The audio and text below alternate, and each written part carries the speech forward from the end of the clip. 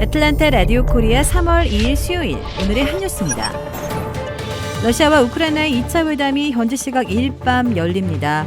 올렉시 아레스토비치 우크라이나 대통령 실장은 이날 밤 2차 회담이 열릴 것이라고 밝히고 이번이 두 번째지만 아무것도 변하지 않을 것이라며 우크라이나는 입장을 고수할 것이라고 말했습니다.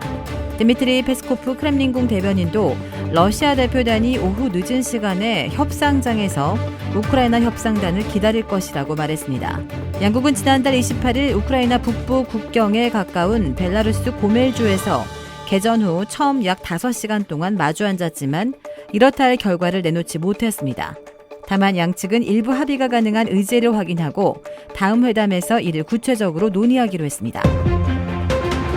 러시아가 우크라이나를 침공한 지 7일째 우크라이나 제2의 도시 하르키우는 러시아군의 무차별 포격으로 도시 전체가 폐허로 변했습니다. 우크라이나 당국은 무차별 포격으로 지난 하루 하르키우에서만 포격으로 24명이 숨지고 112명이 다쳤다고 밝혔습니다. 전황이 예상과 다르게 진행되자 러시아군이 무차별 공세를 더욱 강화하면서 민간인 피해가 늘고 있습니다. 러시아의 순항미사일이 우크라이나 공군기지 주변 민가에 떨어져 어린이를 포함한 4명이 숨지기도 했습니다. 우크라이나 남부 도시 헤르손이 처음으로 러시아군에 점령됐고 이웃 항구 도시 마리우폴은 풍전 등화 상황입니다. 하지만 키우이 시민들은 결사항전의 의지를 다지고 있습니다. 젤렌스키 우크라이나 대통령은 무고한 민간인 피해를 막기 위해 포격 중단을 요구하고 있습니다. 지난해 1월 취임 이후 조 바이든 대통령이 어제 처음으로 국정연설에 나섰습니다. 러시아의 우크라이나 침공을 맹비난하는 것으로 포문을 열었는데요. 푸틴 러시아 대통령을 독재자로 규정하며 이번 공격은 심각한 오판이라고 지적했습니다. 그러면서 자유세계가 푸틴에게 책임을 묻고 있으며 그는 고립돼 있다고 강조했습니다. 대러시아 제재에 동참한 국가로 서방 국가와 함께 한국도 거론했습니다. 바이든 대통령은 이어 러시아 항공기의 미국 영공 비행 금지도 발표했습니다. EU와 캐나다 등에 이은 조치인데요. 또 러시아 재벌범죄 수사를 전담할 태스크포스를 구성하겠다고 압박했습니다. 바이든 대통령은 1시간 남짓한 연설에서 최악의 인플레이션에 대응하기 위한 공급망 확대와 코로나19 대응 방안도 언급했습니다.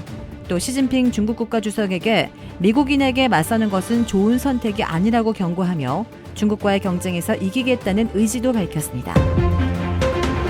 이 서방 국가들은 군사적 지원을 제외하고 온갖 수단으로 러시아를 압박하고 나섰습니다.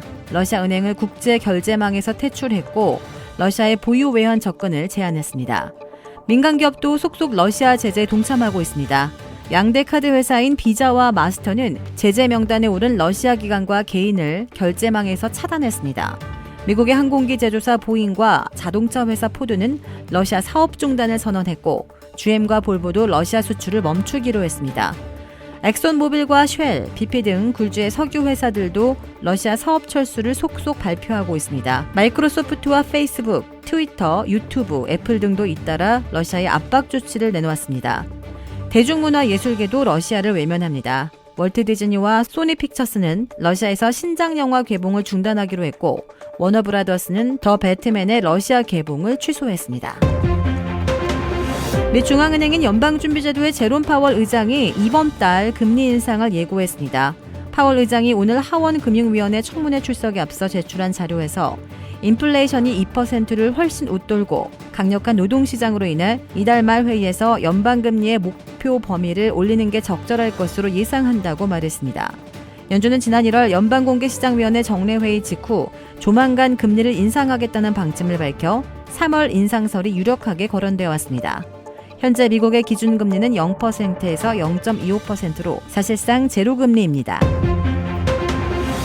미국의 대표적인 의료 건강관리 기업 에보트가 생산하는 유명 아기 분유 시밀락이 최근 잇따라 리콜 대상이 됐습니다. 어제 미식품의약청 FDA 발표에 따르면 최근 시밀락 분유가 매개체로 추정되는 영유아 세균 감염 사례가 잇따라 발생해 최소 2명이 사망했다고 FDA가 밝혔습니다. FDA는 FDA와 연방질병통제예방센터 CDC에 접수된 감염 사례만 5건에 이르며 크로노박터 감염 4건, 살모넬라 뉴포트 감염 1건 등이라고 전했습니다. 5명의 아기는 모두 입원 치료를 받았으나 이 가운데 2명이 결국 숨졌습니다. 한국의 여야 대선 후보 4인은 한국 시각 2일 마지막 TV 토론에서 젠더 이슈와 복지 정책, 재원 조달 방안 등을 놓고 격돌했습니다. 막판까지 박빙의 싸움을 벌이고 있는 더불어민주당 이재명, 국민의힘 윤석열 후보는 대장동 의혹을 놓고 고성에 오가는 난타전을 벌였습니다. 대장동 사업 관계자들의 검찰 진술과 녹취록 등을 일일이 열거한 뒤 국민들은 다 안다. 이 후보가 아이 키우고픈 나라를 이야기하고 노동 가치를 이야기하고 나라 미래를 이야기한다는 건 국민을 우습게 가볍게 보는 처사가 아닌가라고 비판했습니다. 그러자 이 후보는 대선이 끝나더라도 특검을 하고 거기에서 문제가 드러나면 대통령에 당선돼도 책임을 지자 동의하십니까? 라고 물었습니다.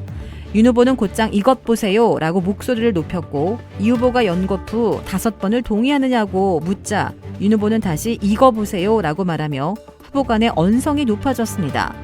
윤 후보는 지금까지 다수당으로서 수사를 회피하고 대선이 국민학교 애들 반장 선거인가 정확히 수사가 이루어지지 않고 검찰이 덮지 않았나라고 지적했습니다. 그럼에도 이 후보가 그러니까 특검 하자고요. 왜 동의를 안 하느냐고 재차 묻자 윤 후보는 당연히 수사가 이루어져야죠. 왜 당연한 것을 지금까지 안 하고 있었나라고 받아쳤습니다. 이 후보는 또 같은 사람이 한 말인데 윤석열 후보가 내 카드 하나면 죽는다. 바로 구속돼 죽는다. 이렇게 말한 건 인용을 안 하고 왜 저에 대해 확인되지 않은 이야기는 그렇게 하느냐며 검사를 그렇게 해왔나라고 반격에 나섰습니다. 그러자 윤 후보는 제가 중앙지검장 때 법관 수사를 많이 해서 혹시나 법원에 가면 죽는다는 이야기라고 이미 언론에 나왔다고 답했습니다. 이 후보가 국민 여러분 한번 보십시오. 누가 진짜 몸통인지라고 하자 윤 후보는 거짓말에 워낙 달인이다 보니 못하는 말씀이 없다라고 응수했습니다. 주택 구매뿐만 아니라 커머셜, 웨어하우스, 비즈니스 건물까지 부동산계의 큰손 이주환 부동산. 크레딧 카드 빚 최대 80%까지 탕감. 크레딧은 지켜드리고 빚은 줄여드리는 O3 컨설팅이 오늘의 한 뉴스를 후원합니다. 이상 애틀란타 라디오 코리아 3월 2일 수요일 오늘의 한 뉴스의 고지선이었습니다.